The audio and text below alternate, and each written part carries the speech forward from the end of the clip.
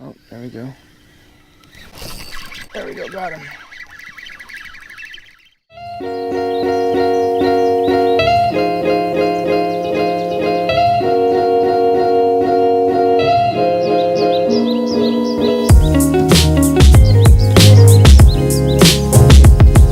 What's going on YouTube?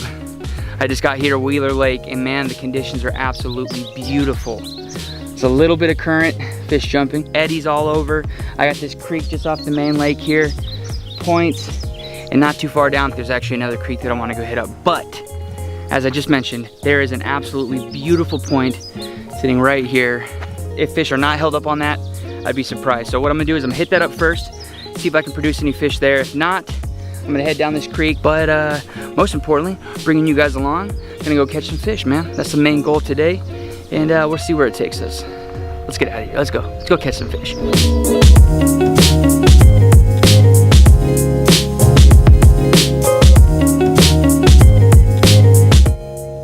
Got a bait ball underneath me of some kind.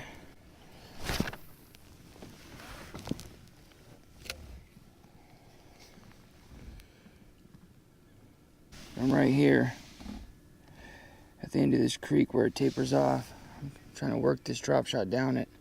Oh, there we go. There we go, got him.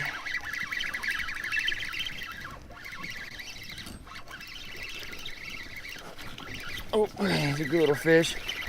A little 1 pounder maybe. Looks like a little spotted bass. Yep, little spotted bass. That's what I love about Wheeler. Got him right there with that little Hazedong Shad. Drop shot. Love catching me spotted bass. Just a little guy.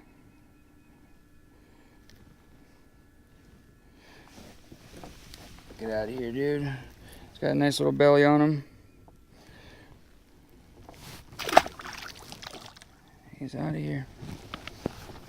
When he came up, he looked kind of small, but man, those spotted bass, they fight, man. They're right here on this point. They're held up. I'm gonna get back over there and try to catch a few more. Oh, that bait ball still over here. That little Hazedong Shad is the ticket, man.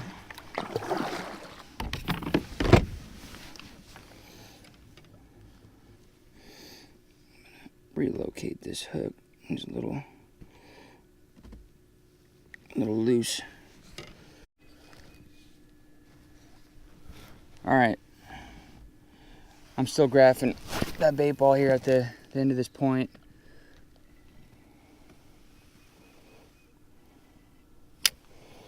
I dropped a waypoint. I'm casting right here. Yeah, they're here. They're busting on shad. Oh, he's got it. Oh, dang, he dropped it. Got him. Oh, he's running. Little white bass. That dude was running, man.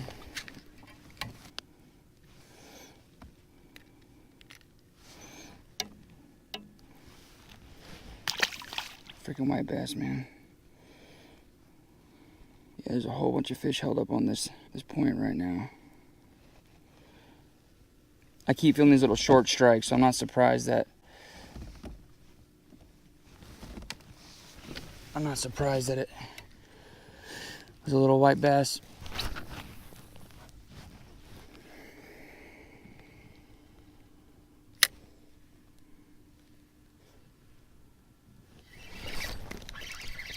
Got him. This one feels a little better.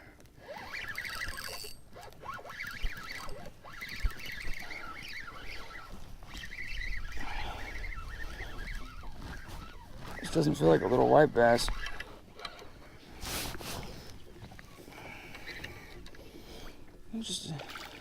Jeez, it is.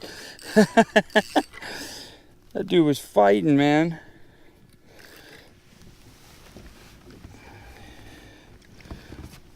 Little striper. Little baby striper.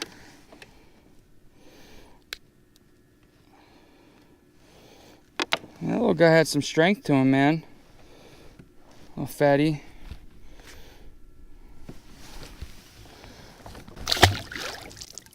Funk. I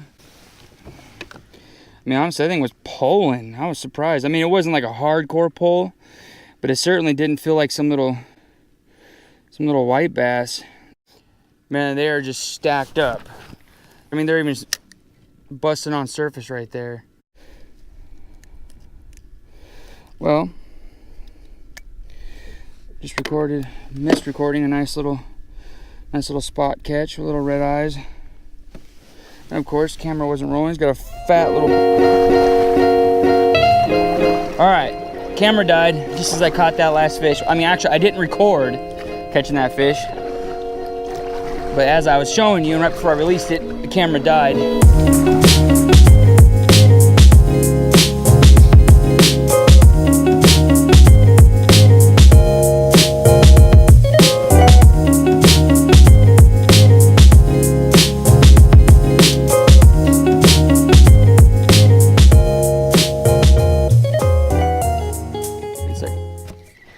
Oh, he had it. A little short strike. There we go. It's that little guy.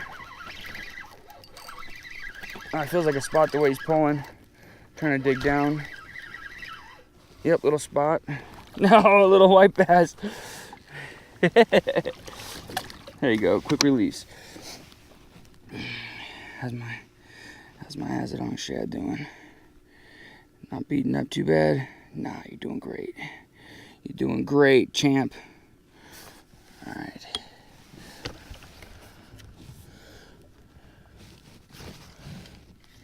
Alright. It's like if you don't get it right out in this direction here. Yeah, I still got that bait ball right here. It's where the clean water meets this dirty water right here. I'm just getting annihilated, man. Oh, he had it. He may have hit my bait. He may have taken my bait, rather. Oh, this is a really small guy. Oh, it's a little heavier as he gets closer. It's definitely a white bass, though. There's no way that's a spot. Yeah, a little white bass.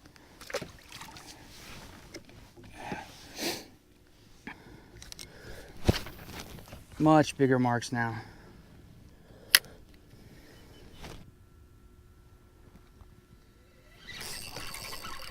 There we go. That feels a little better. There you go.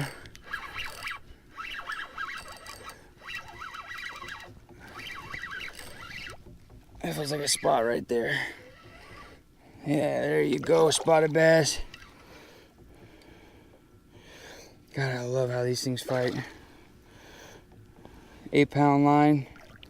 He's only about a 1.5-pound fish. And they just don't give up, man. Well, they do, but just not as easy as a largie. Oh! Oh! There you go.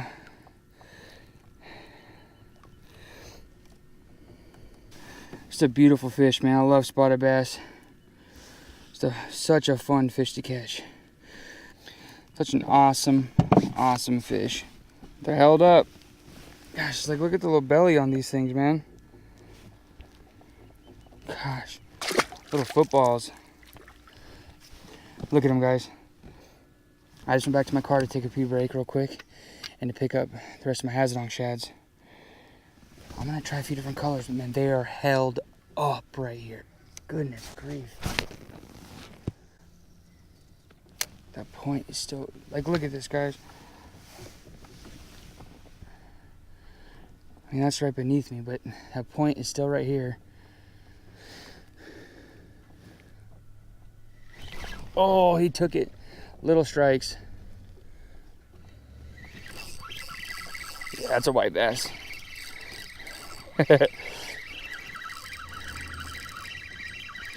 It's coming to the surface like a spot, but definitely a white bass. That's a crappie. There you go. Could just be a big school of crappie. It's not a bad little crappie. Yeah, it's got to be a big school of crappie. There you go. Man, 3 different species.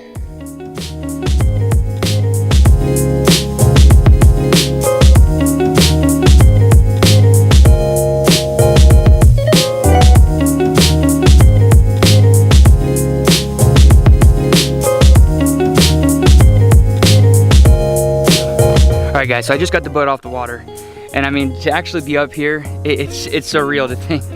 I pull in, I launch the boat, and I paddle maybe 2-3 minutes, and I'm on the point that I catch all those fish. Sometimes you work your butt off to catch fish.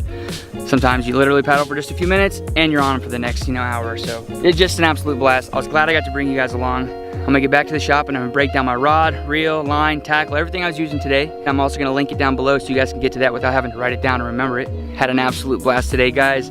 Really glad I got to bring you along. In fact, in the meantime, what I'm gonna do is I'm gonna play a video from the other day where I caught a dogfish. I don't have anything else from that day really that worked out, so I'm gonna go ahead and just play that, kill some time while I get back to the house. I'll see you guys after that clip and back in the shop.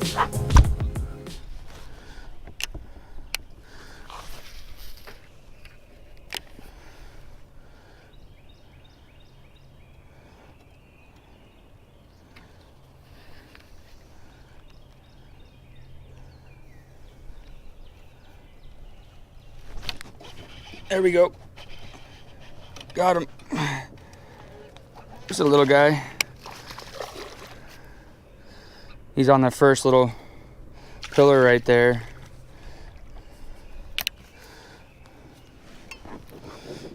What's up, buddy?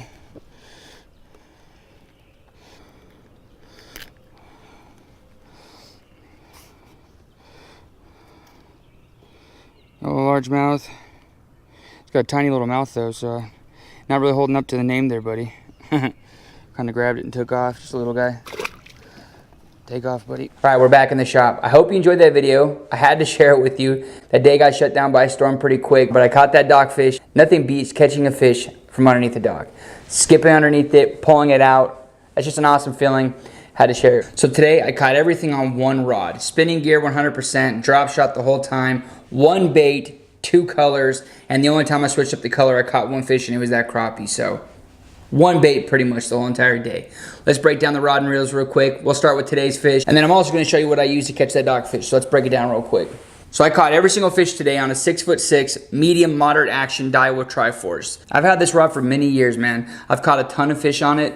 No complaints. It's an inexpensive rod, but it catches fish. I enjoy throwing a drop shot on it. So when I originally bought this rod, I paired it up with the Daiwa Regal 1500. I just recently upgraded to about 3 generations newer of the same reel, the Daiwa Regal 3500 though. What I really like about the bigger reels is they have this power handle. I'm just a big fan of that. And then of course, it's got a much bigger spool. I think this is 250 yards, 16-pound test. I've been using braided leaders since I was a child, going back to Alaska catching salmon and trout. I mean, really, I think it's a comfort thing for me. I enjoy casting with it. It's what I'm used to. It's what I use. What I'm using on this setup here is 16-pound SX1 Sunline braid. And I have this braid paired up with Seaguar Red Label 8-pound fluorocarbon. That pretty much comes down to the simple fact that it's affordable. I can buy a lot of it at once. And as I already mentioned, I was throwing the drop shot all day today. I was tossing up that tapered point and I was just working it down, getting bit pretty much on every other cast. I was using a 1/4 ounce weight. This is a lead weight. I would prefer to use tungsten, but I lose them so much here in Northern Alabama. I use anywhere from 1/8 ounce to 3/8 of an ounce, but my most common is 3/16 and 1/4 ounce. 1/4 ounce is what I was using today.